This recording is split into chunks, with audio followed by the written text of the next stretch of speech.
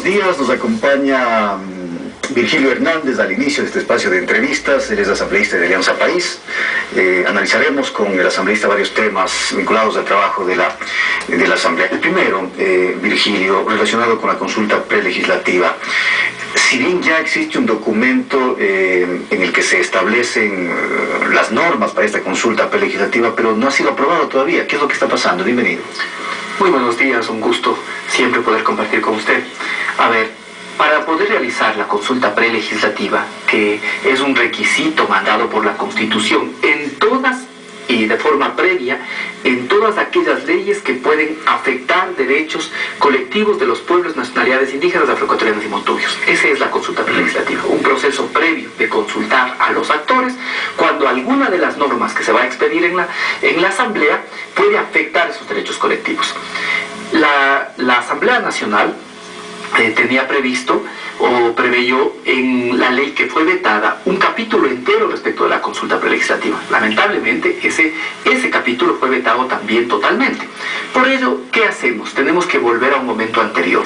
¿Cuál es este momento anterior? Es las reglas básicas que emitió la Corte Constitucional para poder realizar esa consulta. Es decir, ese es el marco legal en donde se basa la consulta prelegislativa. Sí. En este momento, a estas alturas, luego de que se vetó la Ley Orgánica de la Función Legislativa. Digamos, el marco legal general es el de la propia Constitución. La consulta prelegislativa está establecida en el artículo 57, si no me equivoco, de la Constitución, y también en el convenio 169 de la OIT y otros documentos también internacionales de derechos humanos, como por ejemplo la Declaración de Naciones Unidas sobre los pueblos indígenas. Ahora, ¿quién tiene que aprobar este documento instructivo de la consulta prelegislativa? ¿Tiene que ser el CAL directamente o el Pleno de la Asamblea? Esta es una discusión interesante. Es decir, ya tenemos un marco constitucional y legal, tenemos ya unas reglas básicas de la Corte Constitucional que dice que se debe aplicar por lo menos esas reglas, y ahora se requiere un instructivo para desarrollar esas reglas básicas que permita la consulta a los pueblos nacionalidades. Creo que es un tema que amerita debate. Si se aprueba en el Pleno, eso le da mayor legitimidad. Eso permite que pueda ser asumido por el conjunto de la legislatura la posibilidad de que esas reglas se adopten. En cambio... Pero hay el riesgo de que no se apruebe en el Pleno. Exacto. Hay el riesgo de que este tema, como muchos otros, se politice innecesariamente y no aprobemos algo que es obligatorio, que tenemos que cumplir. Las reglas básicas y las sentencias de la Corte Constitucional no son potestativas para la Asamblea de cumplirlas o no, son obligatorias, tenemos que cumplirlas. Ese es el peligro. Si bien le da mayor legitimidad que discutamos en la Asamblea Nacional, corre el riesgo de no poder ser aprobadas. Y entonces, nuevamente quedaríamos, por ejemplo, sin tener procedimiento alguno para desarrollar la ley de recursos hídricos, para desarrollar la ley de culturas y otras leyes que pueden ser asumidas, que requieren de consulta. Ahora, hablando de la legitimidad, el hecho de que se apruebe solamente en el CAL, es decir, con los votos de 7 miembros o la mayoría de ellos, esto a la postre, considerando lo importante o la importancia que le dan los pueblos y las comunidades a este tema, podría quitarle justamente esa legitimidad al tema.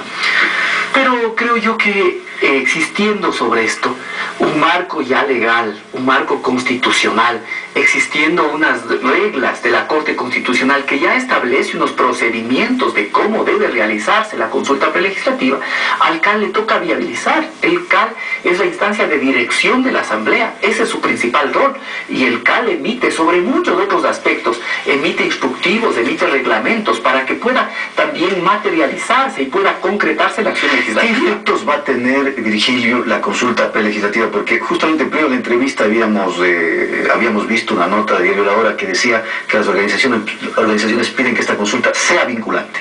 Mire, ¿qué es un tema fundamental? Para todos los ecuatorianos y ecuatorianas, ¿qué es lo vinculante? La ley. La ley manda, prohíbe, permite. Si es que a la consulta prelegislativa le damos el carácter de vinculante, estamos invalidando prácticamente la ley. Ya no se requeriría de la ley. ¿La consulta no tiene categoría de ley? La consulta, como dicen los instrumentos internacionales de derechos humanos y dice nuestra propia Constitución, tiene que ser realizada de buena fe, tiene que ser realizada con el propósito de lograr acuerdos, de lograr consensos, de buscar la forma de que el instrumento jurídico que se va a tratar o que se va a aprobar no atropelle, no vulnere derechos colectivos, pero tiene que ser realizado por el Estado y de buena fe. ¿Qué pasa pero si no es puede generar efectos vinculantes? Claro. Porque estaríamos obligando al conjunto de la sociedad a que se someta a las determinaciones o a las decisiones que toma un sector de la sociedad. Esto no es adecuado. Por eso la consulta tiene que ser de buena fe, tiene que buscar acuerdos y consensos, pero no le puede imponer al conjunto de la sociedad sus decisiones. Si estos acuerdos y consensos van por una línea que no está acorde a lo que, por ejemplo, se debate en la Asamblea, ¿qué es lo que va a pasar? ¿Se va a generar un nuevo conflicto? Sí, y para eso precisamente es la consulta prelegislativa, para tratar de avanzar en algunos aspectos, de acuerdo, y también para identificar los nudos críticos, los puntos de desacuerdo, porque esos puntos son materia de debate. ¿Y quién tiene que tomar la determinación?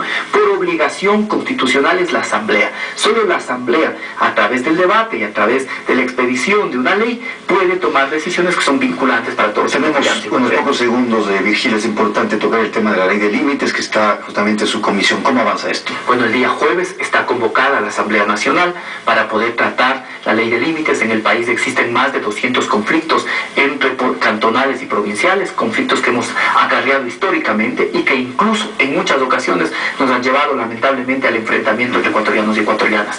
Esta ley crea una serie de procedimientos para solucionar los conflictos, procedimientos de carácter amistoso, como la negociación directa, como la mediación, y también unos procedimientos institucionales, como el arbitraje, la consulta popular y la resolución por parte de autoridad superior. Creo yo que lo que el pueblo ecuatoriano pudo vivir en torno a la concordia es un buen augurio de cómo se pueden resolver muchos de los conflictos que por décadas, por años, han estado vigentes y sobre todo que han afectado la calidad de vida de las personas que viven en las zonas de conflicto. Ese es un tema que lo vamos a dejar pendiente y a comprometerlo para una próxima ocasión, remitirnos a analizar justamente, específicamente el tema de la ley de límites. Vamos a una pausa, ya volvemos.